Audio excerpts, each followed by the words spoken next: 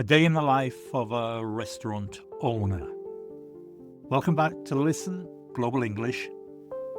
This is a podcast where you improve your English naturally through stories from business or history or current affairs, maybe films, movies, and everyday life. Before we start, I'm Gary, I'm British.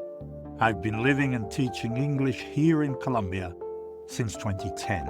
That's 16 years now. On this podcast, we don't memorize vocabulary lists. We learn English naturally by understanding how educated native speakers think, how they communicate, maybe how they solve problems. We're going to look behind the scenes of a successful restaurant. Now, maybe this sounds like a story about food. It isn't. It's a story about marketing, leadership, decision-making, profit, and one question that every entrepreneur eventually has to answer. What really makes a business successful? I'm going to explain the phrasal verbs, the key vocabulary, etc., etc. So imagine it's Christmas Eve. Most people are still asleep. Families are thinking about presents and lunch, maybe attending church later in the day. But a restaurant owner has already started work. Now, interestingly, the first thing he doesn't do is cook breakfast. He doesn't check the kitchen. He doesn't unlock the front door. Instead, he takes out his phone. He photographs a plate of chicken and maybe vegetables or waffles, and within seconds he's uploading it to social media.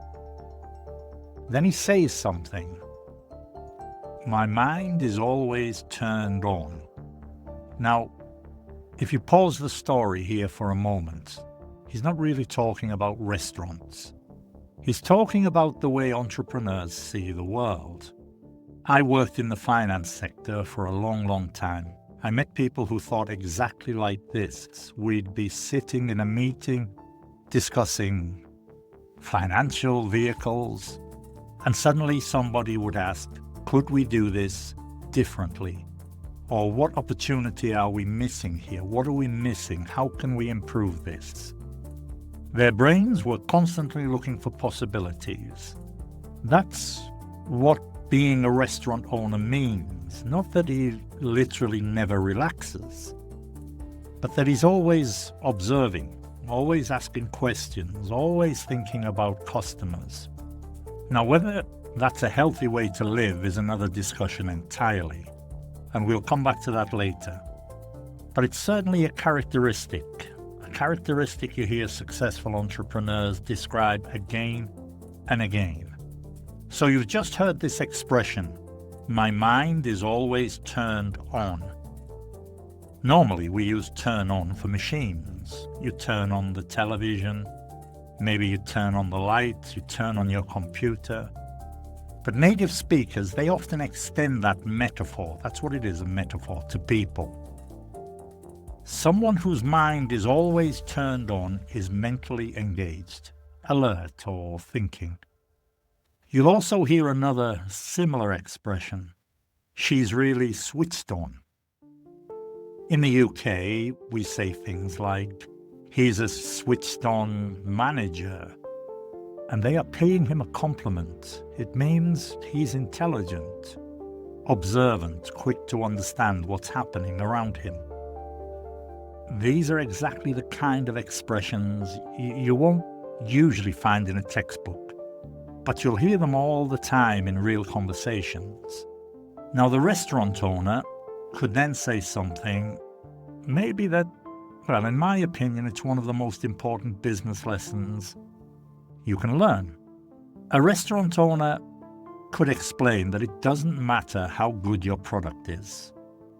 If nobody knows it exists, nobody will buy it. Again, if we stop the story here for a second, one of the most common mistakes I see, it's not about poor product, it's poor visibility.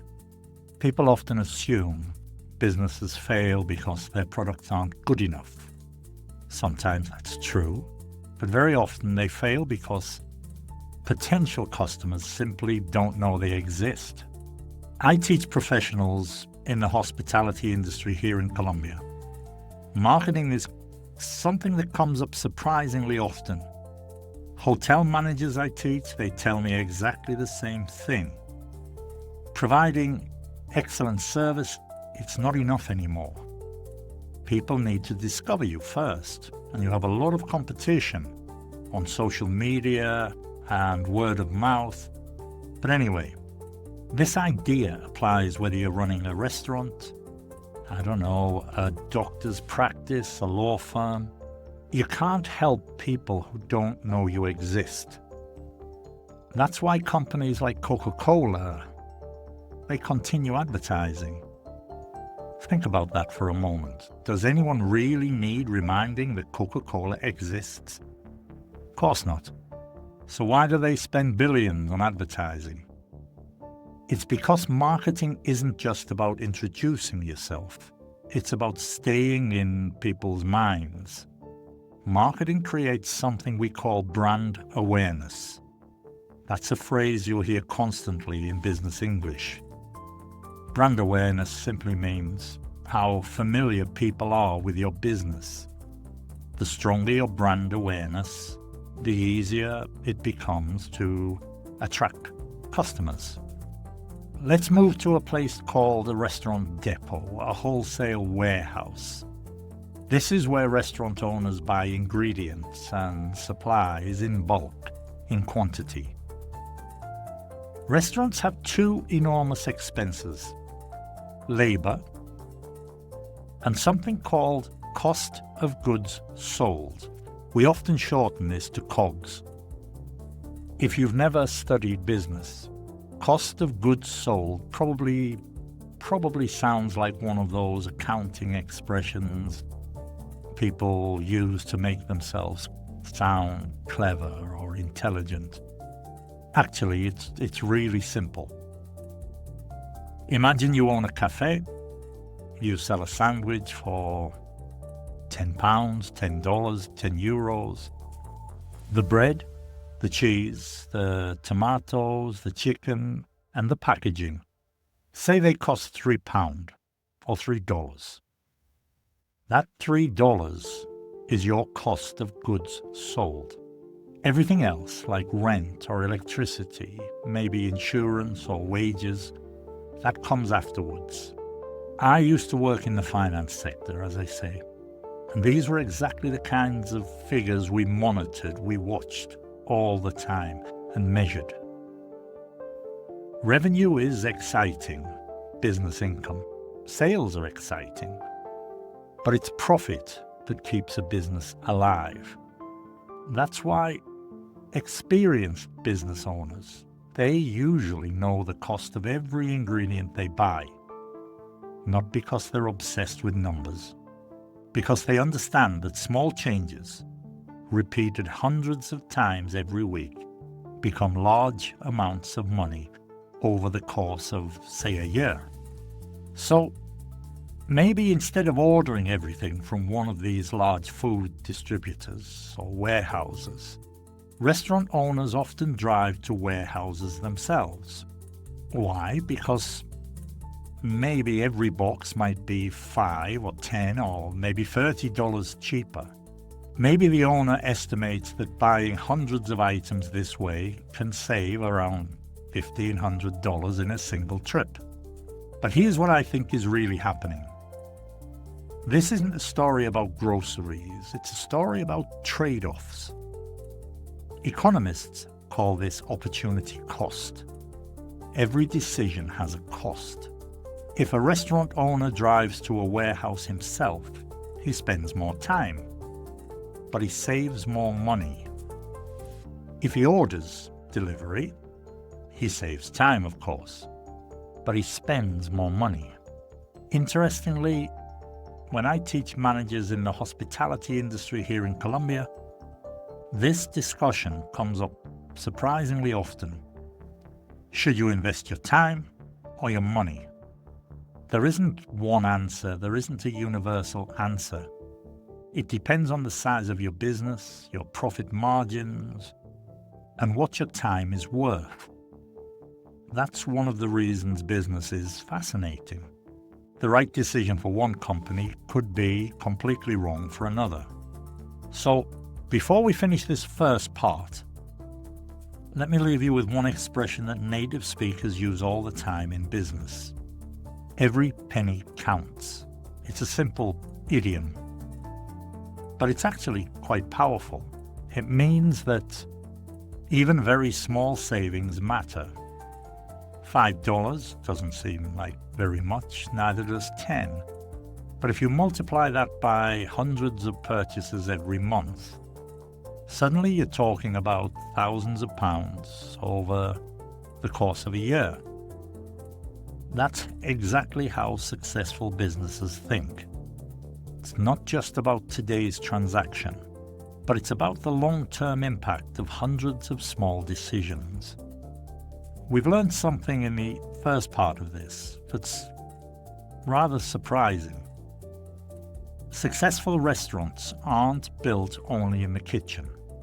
They're built in the minds of people who understand marketing, who understand finance, and who recognize that every decision, no matter how small, affects the future of the business. I'm going to move into the second part of this now, where we talk about the calm disappearing. Staff arriving late, maybe problems with electricity, equipment failing, yet somehow the customers enjoy a perfect Christmas brunch. That's where we're going to talk about one of the leadership skills, how to keep customers smiling while everything behind the scenes appears to be falling apart. So, we have a perfectly normal Christmas Eve. Customers are arriving. The dining room looked good, welcoming. Christmas music playing, everything is running smoothly. Or it appears to be, or so it seems. Now, maybe one of the biggest misconceptions people have about successful businesses is that they operate without problems. In reality, the opposite is often true. The difference isn't that successful businesses experience fewer problems. The difference is usually, or very often, that they're better at preventing customers from noticing them. So let's say as soon as the restaurant opens, things begin to unravel, things begin to go wrong. Maybe the general manager arrives late, and the opening team has to scramble, has to prepare the restaurant before customers arrive. Then maybe another problem appears. Several electrical outlets suddenly stop working. These sockets power, say, the coffee equipment and the tea station. Without electricity, customers can't order some of the restaurant's most popular drinks. Almost immediately, the team would begin moving equipment, redirecting cables, trying to find temporary solutions. And yet, if you walked into the dining room, you'd probably have no idea anything was wrong. So if we just pause the story here, this is one of those moments that separates experienced managers from inexperienced managers. When I worked in the finance sector, we had a saying: customers should never experience your internal problems. Whether the issue was a computer system failing, or a delayed payment, or an unexpected market event, our responsibility was always the same: to protect the client experience. Now, over the last 16 years, I've seen exactly the same principle when teaching professionals in the hospitality industry. Whether they are hotel managers, restaurant supervisors, maybe front of house staff, the people that the public interact with. They often tell me that guests rarely remember the small problems that happen behind the scenes. They remember how those problems were handled, though. And that's a subtle but important difference. Problems are inevitable. They are going to happen. But panic is optional. So, the opening staff are scrambling. If you've ever watched people scrambling up a rocky hillside, you'll have noticed they move quickly, sometimes awkwardly, using both their hands and feet. This is to scramble. Business English has borrowed that image, if you like. If a team is scrambling, they're moving quickly because something unexpected has happened. You might hear someone say, the IT department was scrambling after the cyber attack, or everyone was scrambling to finish the report before the meeting. It's more descriptive than simply saying everyone was busy. Native speakers often use verbs that create pictures. There's another expression here. You'll hear this constantly in English. An owner explains that his refrigerator had broken down the previous day. To break down is a phrasal verb. It appears everywhere. Cars break down, computers break down, relationships break down, negotiations break down. They stop working. Communication can break down. The basic idea is always the same. Something that was functioning, working well, stops functioning. If you're preparing for IELTS or Cambridge or any advanced English examination, this is exactly the sort of phrasal verb that the examiners expect you to understand naturally, to break down. So there's something that's far more interesting here than the broken refrigerator. The owner could make a decision. He doesn't call an electrician immediately. Instead, he says, we'll make do until Monday. To make do is a practical piece of English. It simply means to manage with what you already have, even if it isn't perfect. During the Second World War, people in the UK heard this slogan again and again. Make do. Instead of replacing things, repair them, for instance. Instead of buying something new, maybe you use whatever you already have. Today you'll hear people say, we'll have to make do. Maybe a projector isn't working before a presentation. Maybe you've forgotten an important document.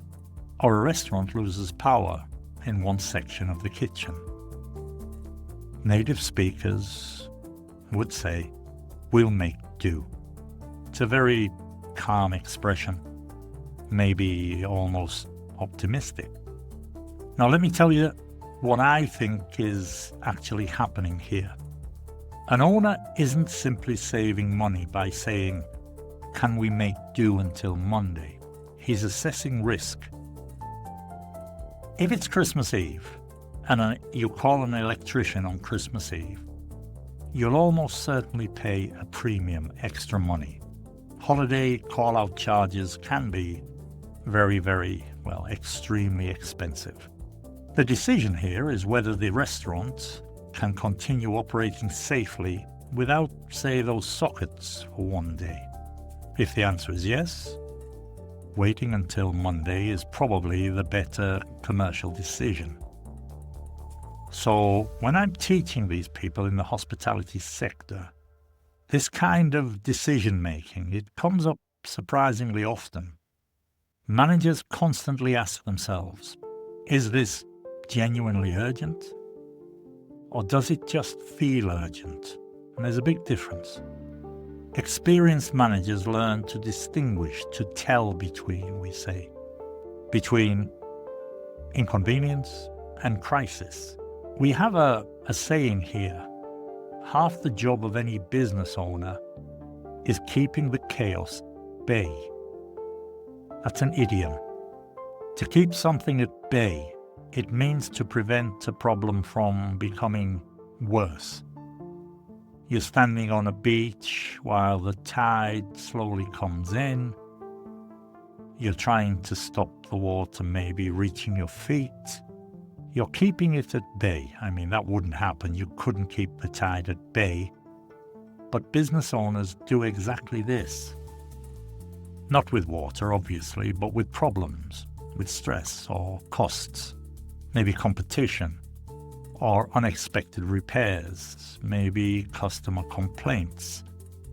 They never totally eliminate every problem. They often stop these problems from overwhelming, from taking over the business. You'll hear native speakers use this expression in many situations. Exercise, for instance, keeps stress at bay. Medication keeps pain at bay. Savings keep financial problems at bay. Once you start listening for it, you'll hear it everywhere. So maybe a few minutes later, something else happens that many people would probably not see or overlook, we say. A customer comes in to buy coffee, not to drink in the restaurant, to take out or to take away or to take home. So the owner's talking about roasting his own coffee, shipping it around the US or overseas. So again, this isn't really a story about coffee. It's a story about diversification. In the finance sector, one of the basic principles of investing is diversification. Don't rely on one source of income. Spread your risk. So, interestingly, I've had exactly this conversation with people in the hospitality industry when I was teaching them. Many hotels now sell branded products. Many cafes, they roast their own coffee. Many restaurants sell sauces or recipe books or even cooking classes. They're all asking the same question here. How can we earn money even when customers aren't sitting at our tables? That's just good business sense. So years earlier, say a restaurant owner remembers sitting in his restaurant on a Sunday morning. The dining room was almost empty, business slow. Instead of accepting the situation, he or she asked himself or herself a simple question. How can I generate more sales? The answer to this could be maybe launching a European-style brunch. Brunch is a between breakfast and lunch brunch. Maybe a few years later, he's saying they've never looked back. And that's another phrasal verb, to never look back. Native speakers use this expression after making a successful decision. I moved to Colombia and never looked back, for instance. He left his office job, started his own company and never looked back. It's a way of saying it was a successful decision, the correct decision. It doesn't literally mean refusing to think about the past. It means making a decision that turns out to be so successful that you have no desire to return to the way things were before, to never look back. Many people believe innovation means inventing something completely new. Sometimes it does. But more often, innovation simply means asking a better question. This restaurant owner that we're talking about, he didn't invent brunch. He just asked, what do my customers want on a Sunday morning? Which is a much more powerful question. I work with business professionals here in Colombia, regardless of whether they're in healthcare or law, engineering or hospitality. And I notice the same pattern repeating itself. The most successful people aren't always the most intelligent. They're the most curious. They keep asking questions. They keep experimenting. And maybe, most importantly, they're willing to change. So in this part, we've discovered that successful business owners don't just solve problems, they anticipate them. They adapt, they innovate. They understand that one good idea, like introducing brunch or creating a retail coffee brand, can transform an entire business. Now, this story isn't quite over. I'm moving on to part 3 of this now. After all the pressure, all the decisions, and all the unexpected challenges, the restaurant owner maybe reaches what could be the most important lesson of his or her entire day. He or she decides to go home. Now, that simple decision to go home, taking that decision, it teaches us something that every ambitious professional eventually has to learn. Sometimes, the smartest business decision you can make is to stop working. Let me explain. We've looked at 2 parts of this story. We followed a restaurant owner, maybe through a hectic, a busy Christmas Eve. We've watched them think like a marketer, manage costs like a financial controller, solve problems like an engineer, lead people like a manager. But this story is not really about restaurants, not anymore. It's maybe about something bigger, much bigger. It's about success, and maybe something more important. It's about knowing when success has to take second place. So I'm going to finish the story now, this particular podcast.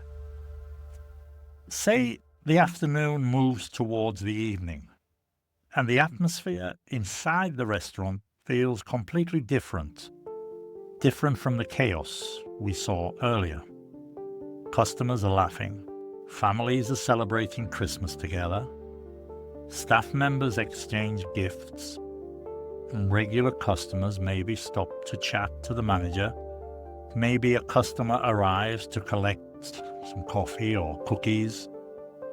Another buys a favorite beer for a family celebration. And the owner walks through the restaurant, greeting people, talking to people, maybe greeting them by name. He thanks his staff, he jokes with them, checks how things are going. Nothing about this behavior feels rushed or forced. Instead, it just feels present.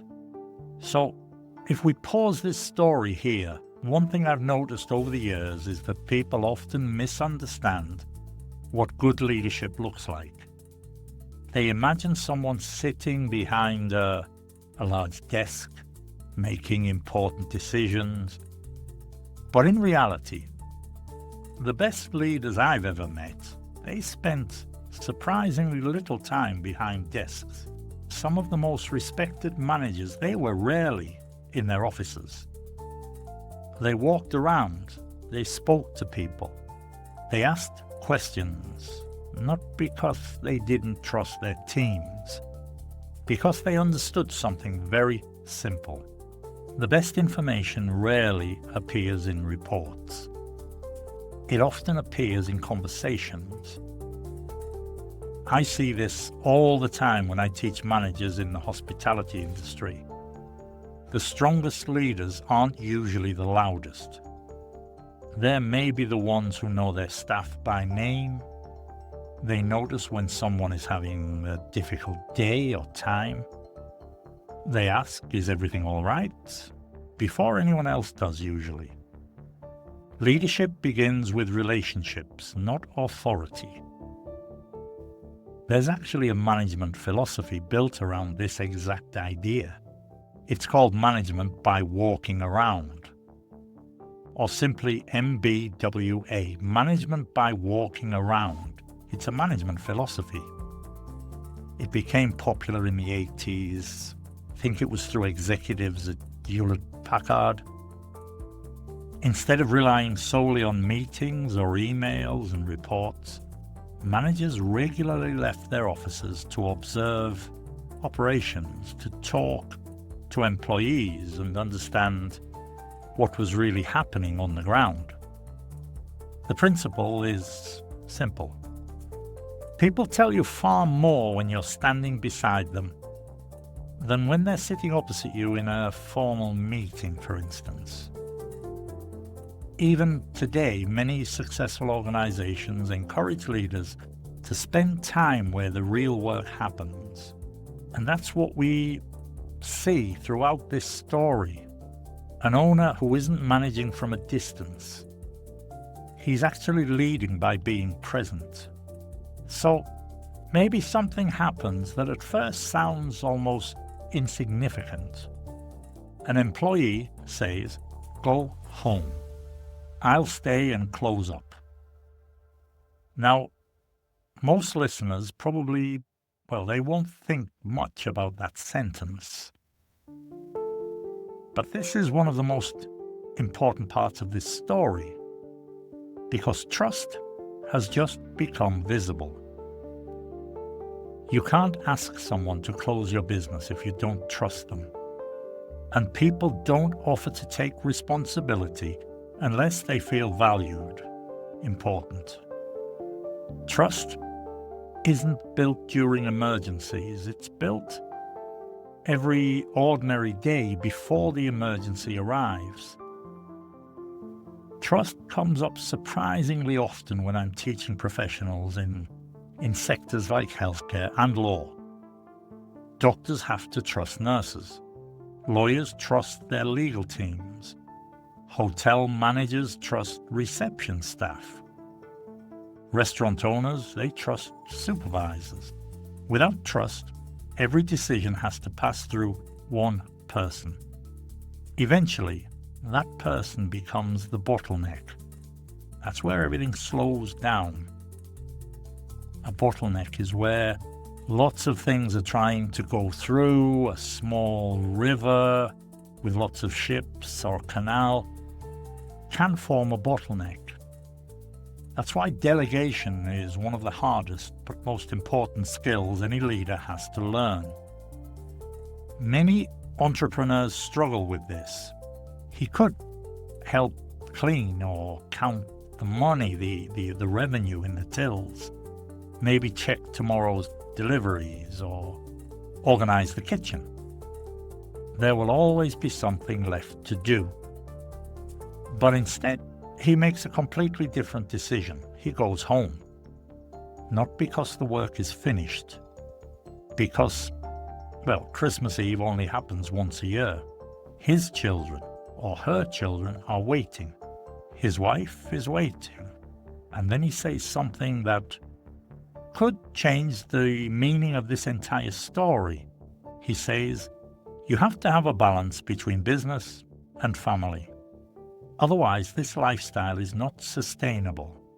He's not talking about restaurants anymore. He's talking about life.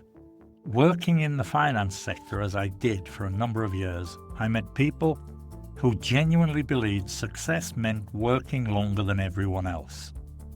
They were the first person to arrive, the last person to leave, available 24 hours a day. We often say on call. Some became incredibly successful, but some also became incredibly unhappy. And over these last 16 years, teaching professionals from so many different industries, I've noticed something that's interesting. The people who seem happiest aren't necessarily the ones with the biggest salaries. They're often the ones who've learned to strike a balance. That's an idiom. To strike a balance means finding the right compromise between two competing priorities, maybe work and family, profit and well-being, or ambition and contentment. Native speakers use this expression constantly. We need to strike a balance, for instance, between quality and cost. Parents often struggle to strike a balance between work and home life. Governments try to strike a balance between economic growth and environmental protection, for instance. It's one of those expressions you'll hear in boardrooms, universities maybe, and everyday conversations. So let me tell you what I think is really happening in this story. This restaurant owner isn't leaving work because he's become less ambitious. He's leaving because he's thinking long term. Business people often talk about sustainability. Usually they're referring to the environment. But there's another kind of sustainability. Personal sustainability. Can you continue living this way, year after year, without damaging your health, or your relationships, or your happiness? The owner answers that question himself. No. Without balance, the lifestyle just isn't sustainable. You'll hear a saying, a term in business English, professional English, burnout. The World Health Organization, the WHO, describes burnout as a syndrome resulting from chronic workplace stress that hasn't been successfully managed. It's characterized by exhaustion, increased mental distance from work, and reduced professional effectiveness. That's how they describe this, burnout. Notice the wording. It's not occasional stress. They call it chronic stress. Stress that never ends, chronic stress. Entrepreneurs can be particularly vulnerable because many entrepreneurs, they feel personally responsible for every aspect of the business. But burnout isn't limited to business owners.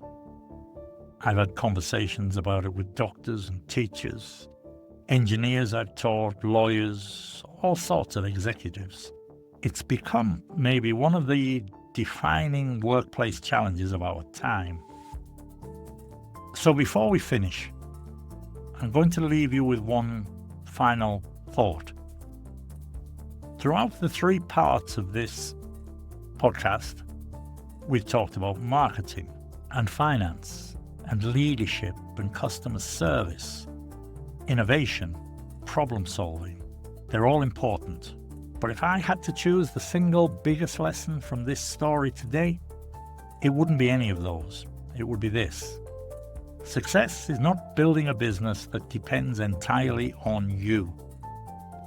Success is building a business that can function, at least for a little while, without you. Think about what happened in this story today. There was a manager who was late, electrical problems, equipment stopped working, customers, of course, kept arriving, but the owner solved problems, supported the team, made decisions, and then he walked out of the restaurant. Not because he didn't care, because he'd built a team capable of continuing without him. For me, that's leadership. That's real leadership. Not doing everything yourself, creating an organization where other people are confident enough to succeed alongside you. So what English have we learned from this story, this podcast? Yeah, we've learned useful expressions like to turn on, to break down, make do, and never look back. We've learned idioms, say every penny counts, keep something at bay, strike a balance. But maybe more importantly, you've heard the kind of English that educated native speakers use when they discuss business, or leadership, or life. Not textbook English. In an interview, the interviewer really doesn't want to hear textbook English. They want to hear real English, the kind you'll hear in meetings or interviews, maybe on podcasts, and conversations with experienced professionals. So thank you for joining me for this episode of Listen Global English. If you've enjoyed today's episode, maybe the next time you visit a restaurant or a hotel, or even your local coffee shop, don't just look at the food, look at the people. Watch how the staff communicate, listen to them. Notice how problems are solved. And ask yourself maybe what decisions are being made that I can't see. Once you start thinking like that, you're no longer just learning English. You are actually learning how experienced professionals observe the world. In my experience, that's where the most interesting conversations begin. Until next time, thank you for listening to Listen Global English. Keep learning, keep practicing. And until next time, bye-bye for now.